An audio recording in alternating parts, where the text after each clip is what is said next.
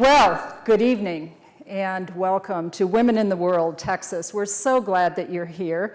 And San Antonio is so proud to be the center of Women in the World, Texas, bringing together a truly global group of women, thought leaders and change makers. This is the third year that the city of San Antonio was honored to host this most prestigious forum in our city. And I have to tell you, I'll share a story that I first met Tina Brown at an event in San Antonio hosted by our mutual friend, Guillermo Nicolas. And Guillermo has been a sponsor of this event each year and co-hosted for the past 2 years. Tina Brown and I were able to sit together at that original luncheon and shared our passion to advance women's rights globally and here in Texas. We have attended 3 Women in the World summits in New York since 2014 and found inspiration each time, and I know you will find inspiration this evening as well. In fact, here's an example of how we can be motivated.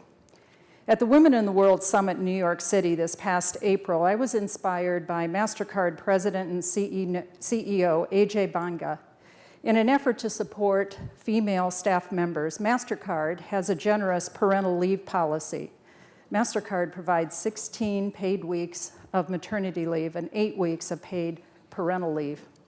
Hearing this in the summit inspired me to re-examine our city policies and make a change in our own city organization. Beginning this August, I'm proud to say that the City Council approved a recommendation for the City of San Antonio to now offer 14 paid weeks of maternity leave and 6 additional weeks of paid parental leave for men and women. So we're honored to host Women in the World San Antonio for the 3rd year in a row. And of course, Women in the World San Antonio would not be possible without the hard work and support of many women. And I want to thank Sonia Medina Williams and Cassandra Mate for all the work they do to continue making Women in the World San Antonio so amazing. And we're grateful to the San Antonio leaders of the companies that have supported this salon, including Renee Flores, Jane Macon, Janet Holliday, Siwali Salazar, Suzanne Wade, Blakely Fernandez, Mary Rose Brown, Karen Lee Zachary, Paula Gold Williams, Lisa Shub, and Winnell Heron. I want to give a big thank you to Toyota and Nancy Inoue. Nancy is the National Marketing Director for Toyota USA and the co-host of today's event. Those who participate today will challenge us with their stories, their experiences, and their insights into issues torn from today's headlines and topical to our world today. Authors, political strategists, media, activists, athletes, those who serve in the military are here to compel and inspire. How appropriate that San Antonio is the backdrop for this. Our city's rich cultural heritage, history of diversity, strong female leadership in all areas of business, government, and community make it an ideal location for bringing these topics front and center.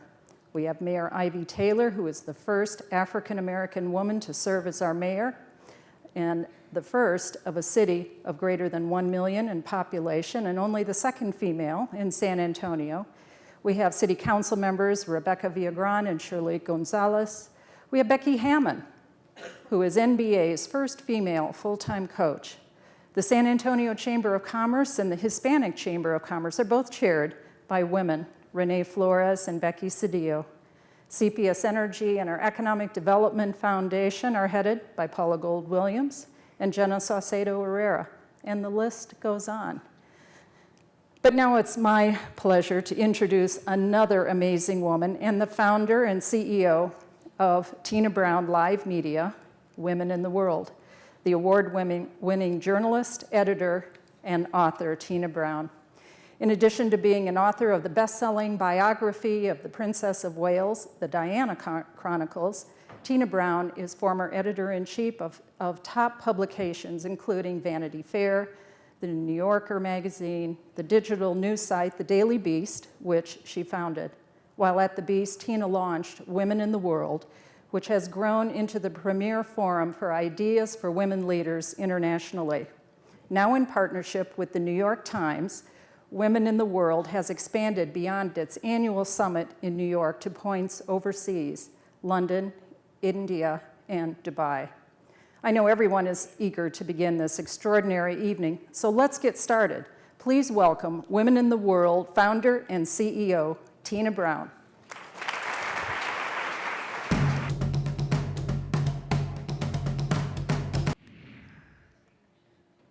Good evening, San Antonio. It is so great to be here in the gorgeous Pearl Stable. What a venue. It is magnificent. And thank you so much, Cheryl Scully, for being one of my two stellar co-hosts tonight and welcoming us again to this remarkable city. We love you, San Antonio, for being such an enthusiastic leadership partner for women in the world. I want also to thank my other terrific co-hosts this evening, Nancy Inouye, Toyota's National Marketing Director of Traditional and Emerging Media. Toyota has been such an incredible supporter of women in the world and an exclusive presenting sponsor tonight.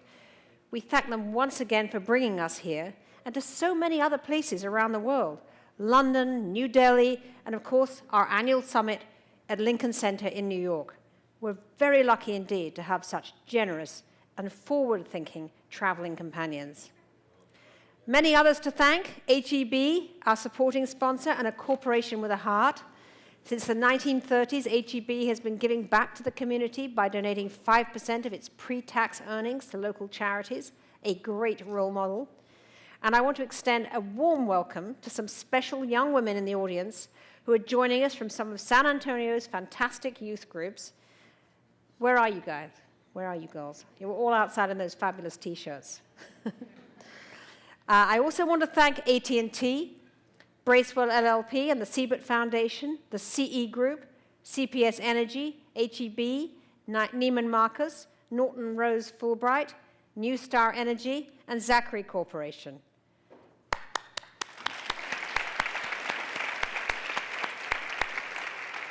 And finally, thank you to Janet Holliday of CE Group tonight for an epic contribution. She lent me her hot rollers before we got here.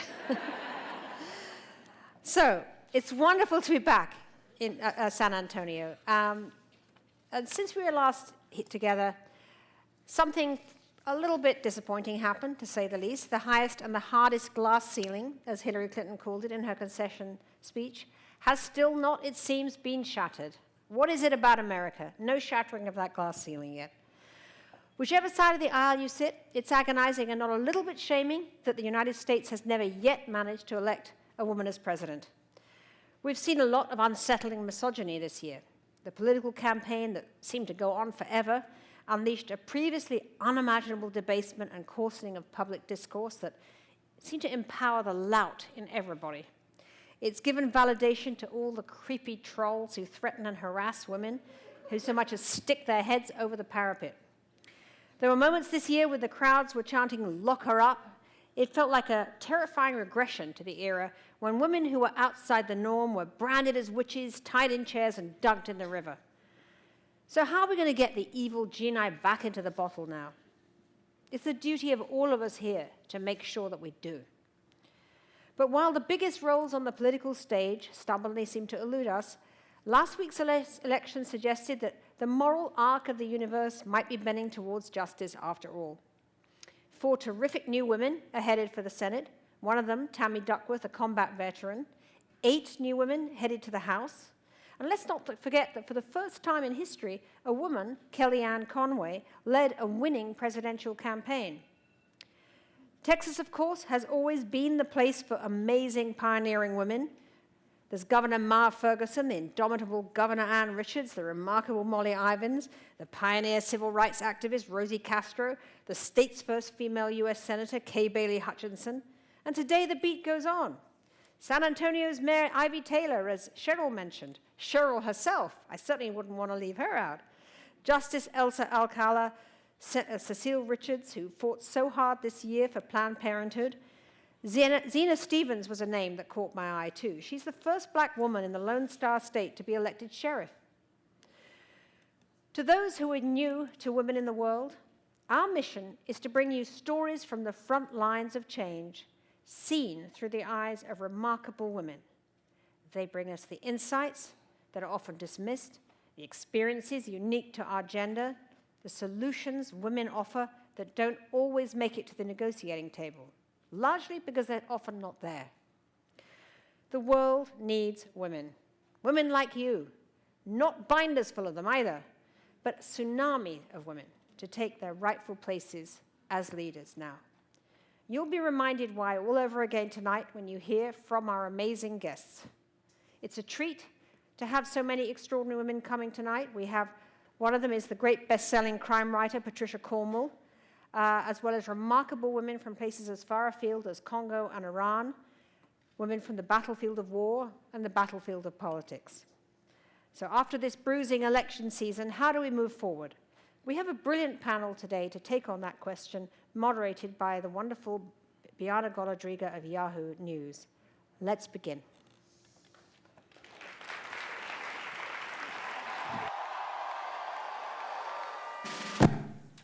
Hi, everyone. I'm Bianna Golodryga. Hello? You hear me? Great.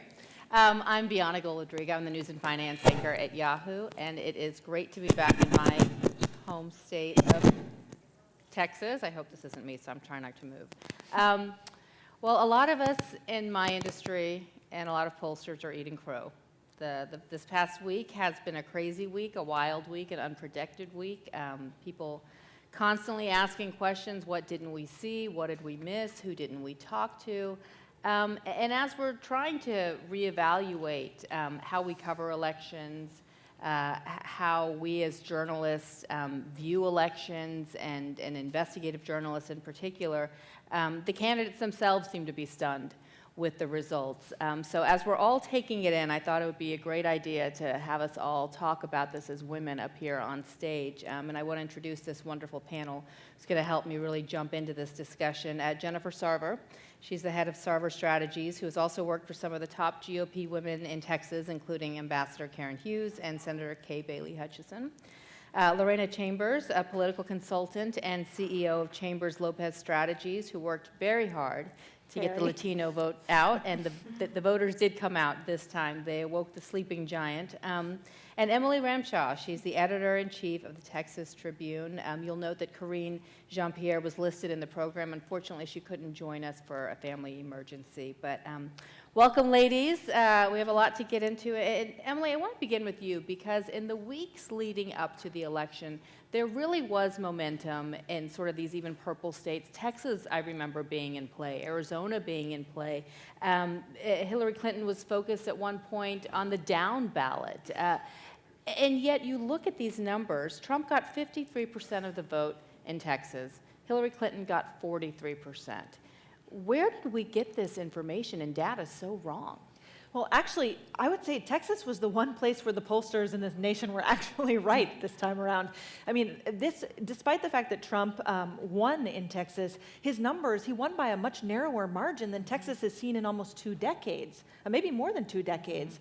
So this was actually, Texas was not overwhelmingly, for such a red state, Texas was not overwhelmingly for Trump the way that a lot of other states were. I think you saw huge Latino turnout in Texas. Now, some of those Latinos voted for Trump, but many did not. I think you saw a lot of conservatives in Texas who were not sold on Donald Trump. So remarkably, Texas was the one place where I think the results were a lot narrower than they might have been. And Jenifer, I want to delve into that, because you're absolutely right, Emily. Despite the Democrats' national loss this year, it was a much tighter race in this state. They gained seats in the Texas House. They made gains in Republican-leaning areas like Hays, Fort Bend, and Tarrant counties. Only 4 states, in fact, showed a net gain in Democratic performances. This is compared to 2012, and Texas led the pack. So as journalists in the Clinton campaign, maybe they really were onto something. Was this more of an anti-Hillary election, at least in this state, as opposed to a pro-Republican agenda that people were voting on? Yeah, Texas is a red state. It's a conservative state. I've been a 20-year Republican, but I voted for Hillary Clinton. And so I took a controversial position because I believe that Donald Trump doesn't represent me, doesn't represent women, and actually doesn't represent the Republican Party. And so there were a lot of people like me in Texas who were frustrated by the nominee. Of course, we had a United States Senator who was also running for president. So there was a lot of momentum behind Senator Cruz in Texas. And that changed, of course, when Donald Trump became the nominee.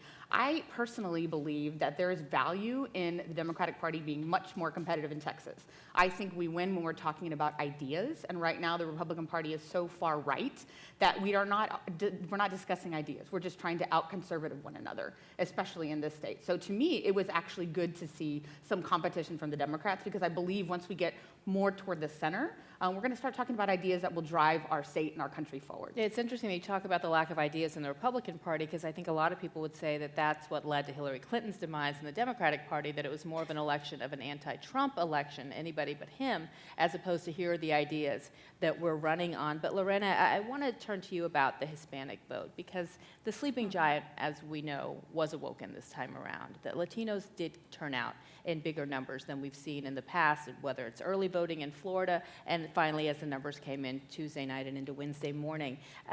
But when you look at Texas, when you look at Nevada, when you look at Arizona, there had been a sense that all of these voters would be coming out to vote for Hillary Clinton. It's something the Democratic Party had been hoping for, had been relying on, using a lot of Donald Trump's own rhetoric to try to get this vote out. The first thing you recall that he did, one of his controversial statements, was go after undocumented immigrants in this country, calling them rapists, calling them bringing drugs into this country, and calling them murderers. Yet Latinos cast more votes. 29% of Hispanics voted for Trump. That's few more than voted for Mitt Romney. So what were Latinos? Yeah, what were Latinos more focused on? Great question. I have to agree that Texas is the bright spot in all of this because of Latino voters, and I am wearing my pantsuit because the fight is not over. And if we look at Texas, if Latino voters came out and voted at the same level and percentage as other voters, this state would be blue statewide, up and down. And so there is definitely an issue there. What is keeping Latino voters to stay at home? And they tend to be low propensity voters as well, which means they don't vote regularly in the primaries or in midterm elections, and maybe come out once every 4 years. So it wasn't just Latinos that did not come out and vote in full force. Let's understand that 10 million less voters among Democrats came out and did not come overall, out overall across the country. We lost this election, and let me tell you, it's as painful as it is, because we lost Gore by 534 votes, we lost Kerry 04 by 50,000 votes in Ohio, and we lost this election with 107,000 votes. I did my graduate studies at the University of Michigan. The big house fits 110,000 people. So the entire election was lost on that, 14,000 in Michigan, and the rest between Pennsylvania and Wisconsin. So when it comes to Latino voters, the activism is there. Demographic changes are showing us that there's actually an increase in votes, but they weren't the only ones that came out. In fact, they're the bright spot. They actually increased by 1 or 2%, as opposed to Black voters and Anglo voters actually decreased overall. So it wasn't huge. And then there's also a big debate about the exit polls. I doubt that 29% across the board voted for Trump. Maybe in Florida, we do have that pesky Cuban vote. It's there. But wasn't that vote supposed to be marginalized at this point? The Cuban vote? I'm not so sure. I'm not so sure it was marginalized as much. It's a big population, and so 100.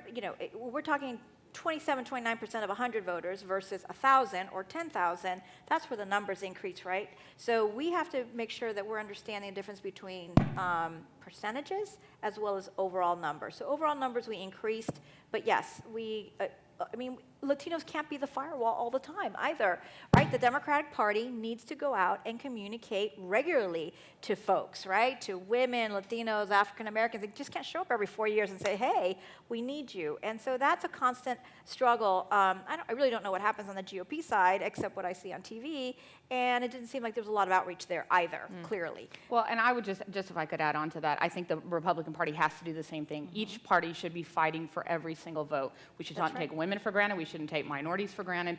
Each idea needs to come to the table with ideas and argue on the face And of you ideas. obviously shouldn't be taking white middle-class men and women for granted either. absolutely. Emily, I mentioned the incendiary language that Trump sparked with regards to sort of an equal opportunity offender, right? It started with the Mexicans, we heard it from women, what have you. In his first speech as president-elect, he said, quote, "To all Republicans and Democrats and independents, it's time for us to come together as one united people." Since then, there have been protests across the country.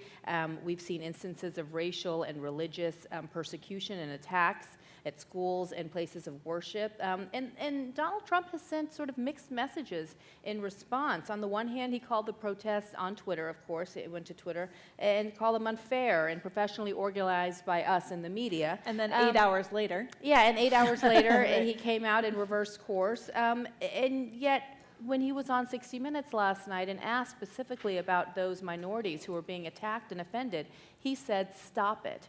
So what is to the cameras? What does this tell us about the kind of president he will be?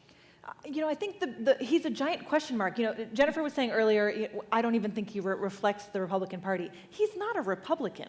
I mean, let's just understand here that this nation has elected someone who is entirely unpredictable. He's unpredictable in his language. He changes course. He's opportunistic. He says what he needs to say at any given moment. Even in that 60 Minutes interview, he was saying, well, maybe I used some terms to sort of help rile up the base. I think the challenge here is not necessarily that Donald Trump is racist. I think the challenge is he has opportunistically allowed this community of people who are racist, who are frightening, who are misogynistic, to get really riled up, and he hasn't dissuaded them. And Should he be giving press conferences? Should he be speaking out more? I mean, this interview with Leslie Stahl on 60 Minutes was taped last week. If you were presidential, in theory, you would like to express a desire for calm in your nation. Yeah.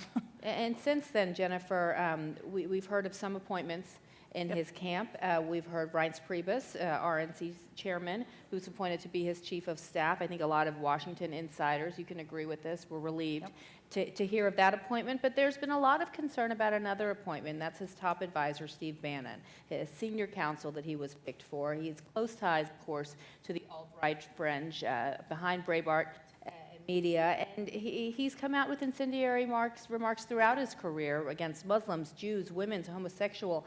How do you think the party as a whole is going to work with both of these men, given that one represents the establishment, the other does not?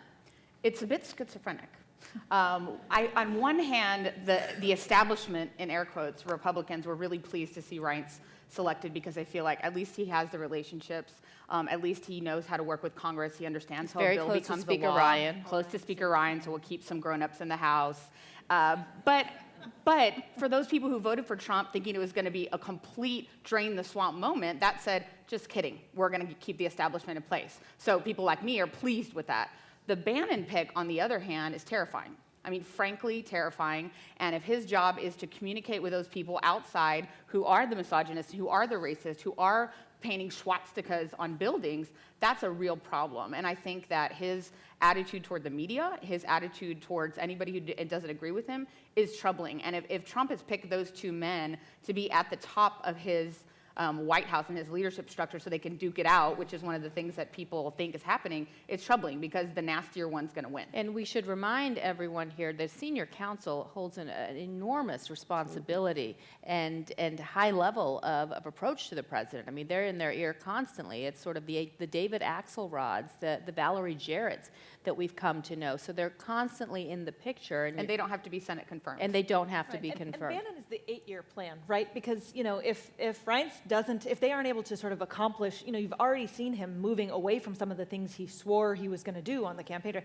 Oh, all right, there's going to be a wall, but maybe it's actually going to be a fence, or maybe it's going to be electronic, and, we're absolutely going to get rid of Obamacare, but, actually we're going to let young people stay on their parents' insurance, and we're not going to get rid of, pre-existing conditions. So he needs Bannon to keep that sort of base of the sort of angry, frankly, the white nationalist vote, but he needs him to keep that sort of anger level up. But of course, history will tell us that if you try to appease everyone is still going to be angry at you. Right. So I want to, Lorena, ask you about Hillary Clinton's role in all of this. I don't want to just talk about Donald Trump, because a lot of people will tell you, regardless of the FBI investigations, the Russian hack, what have you, it shouldn't have been this tight of a race. She admitted that she stepped into it when she called Trump supporters a, quote, basket of deplorables. There are a lot of people obviously associated with white supremacists and the alt-right who voted for Donald Trump, but of course we know there are millions of Americans who did not. There are millions of white working class men and women, middle class, blue collar, in states of coal country, in Michigan, what have you, Wisconsin, Pennsylvania, Ohio, the Rust Belt. And many now looking back say, she neglected them. She didn't reach out to these people the way her husband did, the way President Obama did, and she lost a lot of the Obama coalition and a lot of the people who had voted for her husband. How much is she to blame for how she handled this campaign? Hillary Clinton is the most intensely smart and qualified person for this job. So there's plenty of blame to go around. I would say, and this is what I tell my mother-in-law who lives in Iowa, and every 4 years, we're a very political family. I say, for those of us that are disappointed in what occurred, did you either send money, did you pick up the phone and make phone calls, or did you go to a battleground state to work? That's ultimately what we need in terms of activism. Is she partly responsible? Absolutely. She was responsible for how her campaign worked. She's responsible for her consultants, her pollsters. She's responsible for the advice that she took or didn't take. But there was plenty of blame to go around. The bottom fell out of the polling, that's the part we do know, fell out with the Comey letter. That was such an egregious act that it has never seen, that American history has never seen before, because it was unfounded. Do you think a coal miner in Pennsylvania used that as a deciding factor? Maybe not, but it made... Yes? Maybe or maybe not, but it did collapse whatever razor-thin margins there were. Sure, should it have been as razor-thin? No. But, you know, you see on the internet, oh, Obamacare went up, their premiums went up in October. And so, yeah, as a Democratic Party, should we have explained how it actually worked as opposed to just leave it out in the air? Should we, I mean, a basket of deplorables versus everything Trump has said? Really, people? Like, why? Oh, I didn't like Hillary. I just don't like her. Since when was it a likability contest, right? How many people don't like Trump and voted for him? But women are held to a different standard.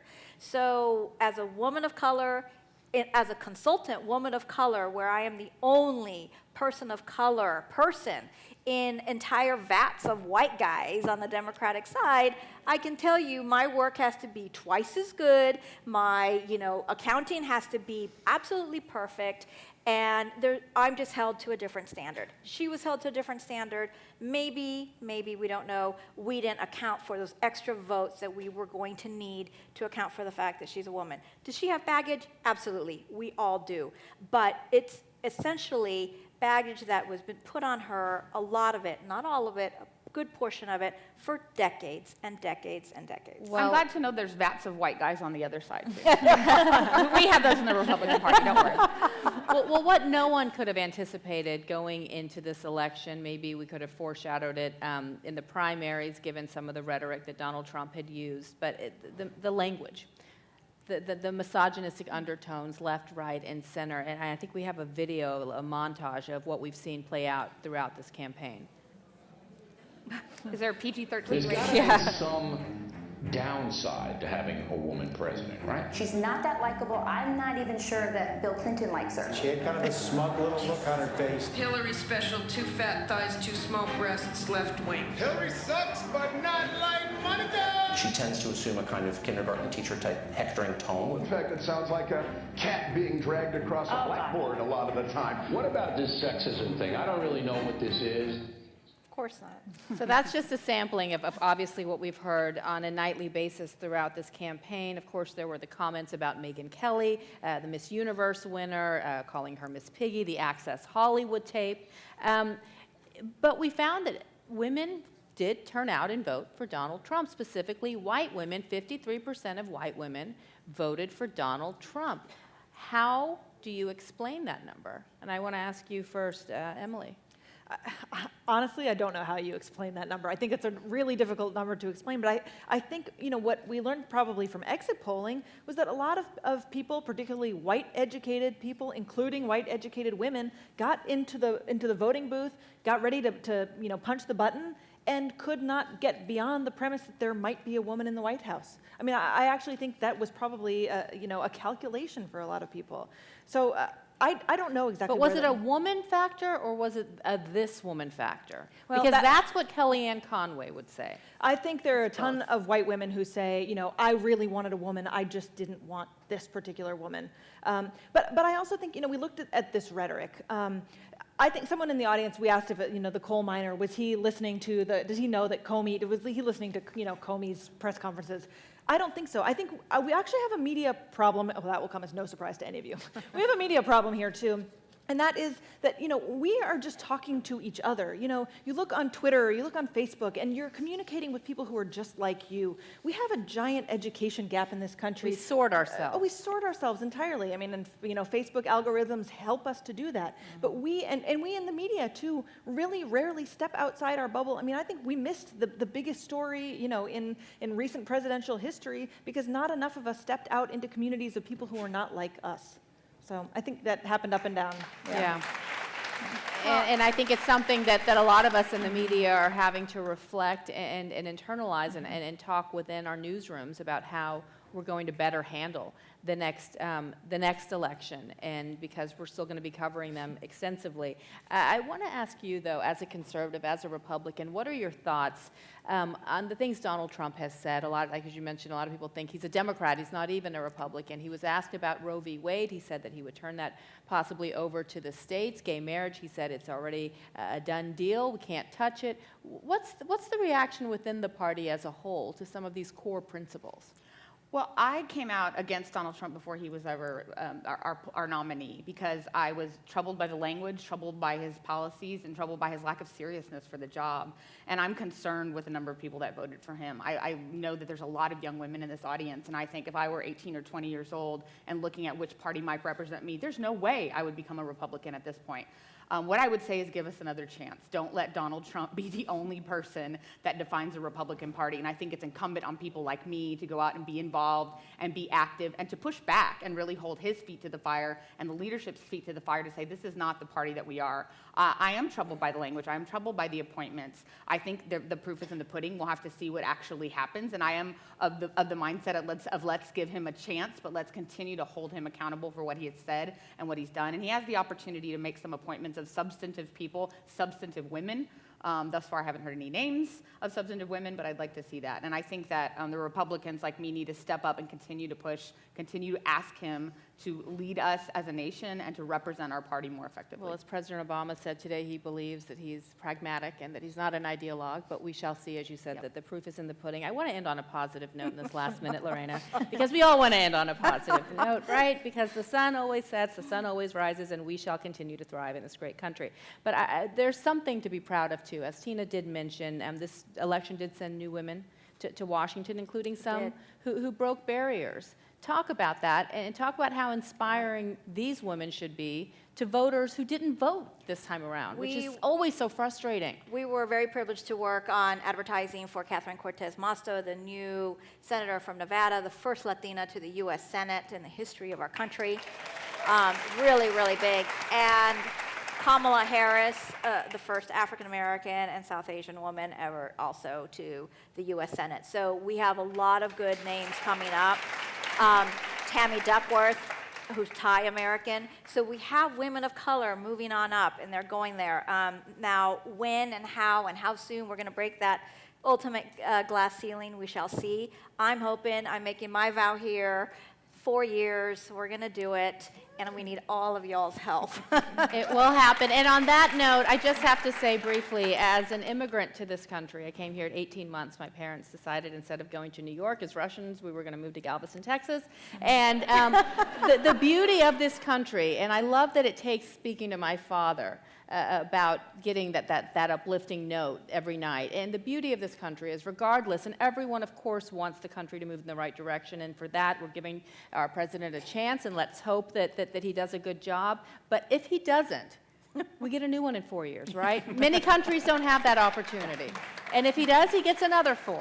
So I want to thank our panel so much for joining us. I really love having you here and getting your insights. We could go on forever and ever, but I'm glad we ended on a positive note. So thank you. Thanks so much. Thank you.